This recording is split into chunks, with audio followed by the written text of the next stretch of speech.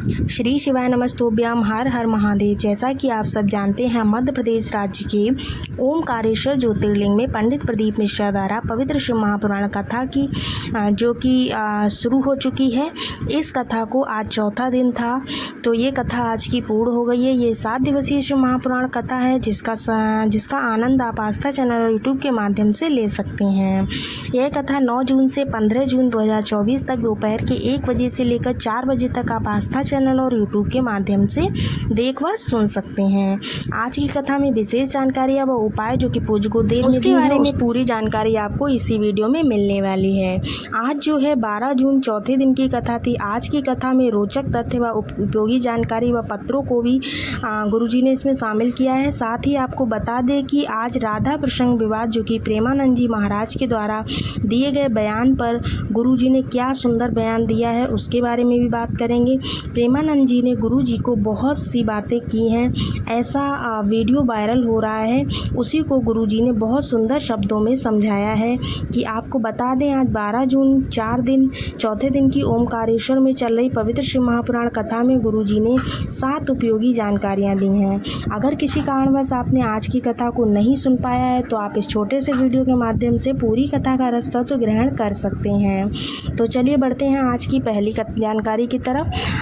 पूज्य गुरुदेव ने कहा कि 1 दर्जन 2 दर्जन या फिर आधा दर्जन, मान लीजिए 12, 6 या 24, यानी कि हमको ये भोलेनाथ से प्रार्थना करनी चाहिए कि आप हम पर 1 दर्जन नहीं, 2 दर्जन नहीं तो आधा दर्जन ही कृपा कर दीजिए, लेकिन आप कृपा ज़रूर कीजिए, ऐसी प्रार्थना हमें करनी चाहिए। बढ़ते हैं आज की कथा की दूसरी जानकारी की तरफ। गुरुजी ने कहा अगर ये 4 चीज़ें आपके जीवन में हैं तो आपका जीवन संवर जाता है, यानी कि सुधर जाता है। पहली चीज़ आपके जीवन में अच्छा मित्र होना चाहिए। दूसरी चीज़ आपके जीवन में अच्छी पुस्तकें होना चाहिए जिससे हमें अच्छे ज्ञान की प्राप्ति हो। उसके अलावा तीसरी चीज़ अच्छा रास्ता होना चाहिए। चौथी चीज़ आपके पास अच्छी सोच यानी कि अच्छी बुद्धि या फिर अच्छे विचारों का होना बहुत आवश्यक है।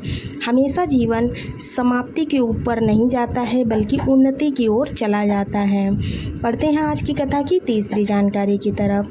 रमाबाई खंडवा से पत्र लेकर आईं, मेरी बेटी जन्म से ही बहरी है, डॉक्टर को दिखाया कोई फ़ायदा नहीं हुआ। फिर हम अपने पड़ोसी के साथ सीहोर गए, वहाँ से रुद्राक्ष लाए, फिर रुद्राक्ष वाले जल का हमने आचमन किया और अपनी बेटी को पिलाया। महादेव के ऊपर बेलपत्र चढ़ाया, बेलपत्र चढ़ी हुई लेकर आए, अपनी बेटी को खिलाई और एक बेलपत्र उसके कान के पास रख देते थे। इस प्रकार से करने से गुरुजी आज मेरी बेटी बिल्कुल ठीक है, उसी का आभार व्यक्त करने हम कथा पांडाल में आए हैं। बढ़ते हैं आज की कथा की चौथी जानकारी की तरफ। ओमकारेश्वर में चल रही शिव महापुराण कथा 15 जून को पूर्ण हो जाएगी। अगली शिव महापुराण कथा जो है वो 18 जून से गंडई छत्तीसगढ़ में होगी, जिस कथा का नाम उमा महेश शिव महापुराण कथा रहेगा। इस कथा को भी हम 1 बजे से लेकर 4 बजे तक आस्था और यूट्यूब के माध्यम से सुन सकते हैं। बढ़ते हैं आज की कथा की 5वीं जानकारी की तरफ। महेश की वंशज यानी कि माहेश्वरी समाज वालों को हम शुभकामनाएं देते हैं, क्योंकि 15 जून से महेश नवमी की तिथि आ रही है, इसीलिए उन सभी को अग्रिम शुभकामनाएं। बढ़ते हैं आज की कथा की 6वीं जानकारी की तरफ। 6वीं जानकारी में पूज्य गुरुदेव ने कहा कृष्णाबाई पत्र लाई हैं जो कि 16 वर्ष हो गए थे उनकी शादी को, लेकिन उनको संतान नहीं हुई। डॉक्टर को भी दिखाया लेकिन कोई फ़ायदा नहीं हुआ, गोद भी भरवाई कोई फ़ायदा नहीं हुआ। फिर उन्होंने पूज्य गुरुदेव की कथा को देखा जो कि 2021 में उन्होंने शिव महापुराण कथा सुनी थी।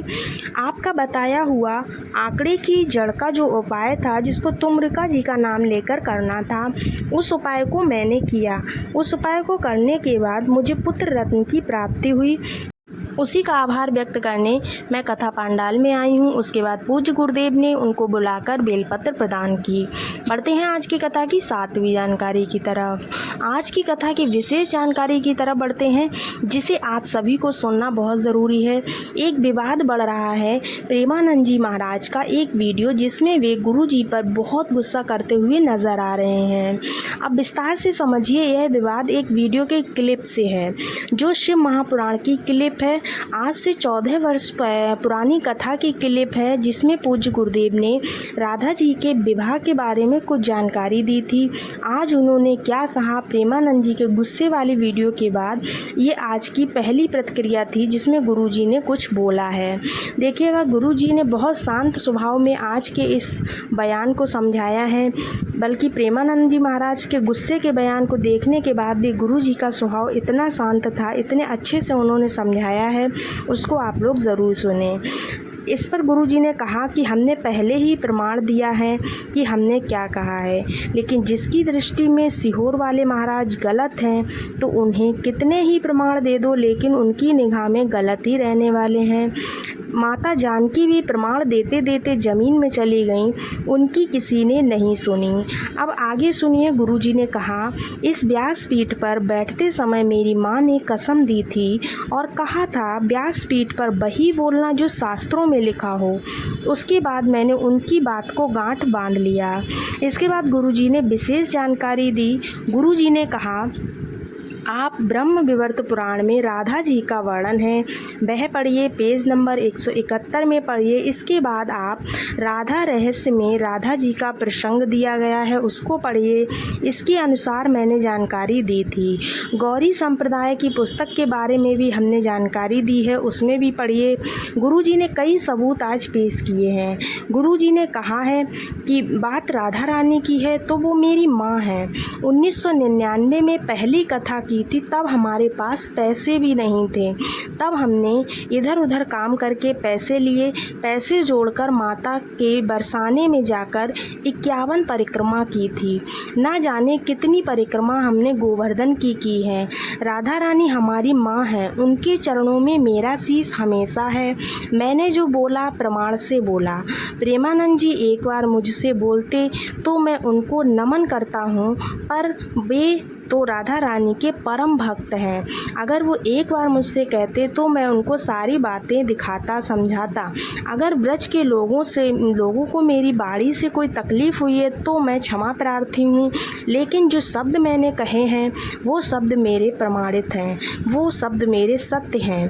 आपको क्या लगता है, गुरुजी की बातें सही हैं या प्रेमानंद जी महाराज सही हैं? आपका जवाब कमेंट्स बॉक्स में आप लोग ज़रूर लिखें।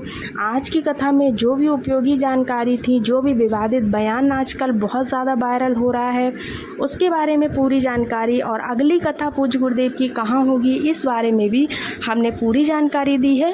तो उम्मीद करते हैं आज की कथा की सारी जानकारी आपको समझ आई होगी। वीडियो के कमेंट्स में अपनी राय ज़रूर लिखें और हर हर महादेव ज़रूर लिखें। मिलते हैं अगले वीडियो में, तब तक के लिए श्री शिवाय नमस्तोभ्यम, हर हर महादेव।